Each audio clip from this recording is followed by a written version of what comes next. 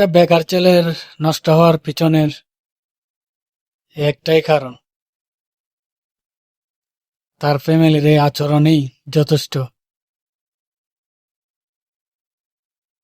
সে পদে পদে মৃত্যুর দিকে প্রভাবিত হয়।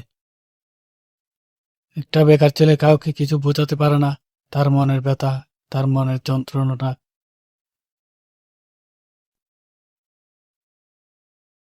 একটা বেকার ছেলে বেকার থাকা অবস্থায় সব থেকে বড় সাপোর্ট হচ্ছে তার ফ্যামিলি। সেই ফ্যামিলি যখন এই আচরণ করে,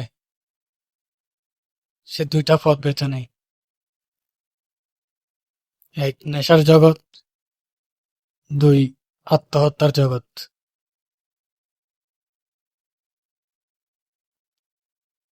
যাদের ঘরে ছেলে আছে, বেকারত্ব, আজকে বেকার কাল সফল হবে ইনশাল্লাহ, কিন্তু তাকে ফ্যামিলির যে দরকার, তাকে সাপোর্ট করা। এরকম সিচুয়েশনে আমি একদিন ছিলাম। বেকারত্বটা কত বড় অভিশাপ এটা আমি বুঝি। আমি একটাই কথা বলতে চাই ফ্যামিলিদের, তাদের ছেলেকে সাপোর্ট করো, এরকম আচরণ নয়, ভালোবাসা দাও। সে একদিন সফলতা হবে, সফলতা আনবে, কিন্তু এরকম আচরণ করিয়েন না। অনেক কষ্ট লাগে।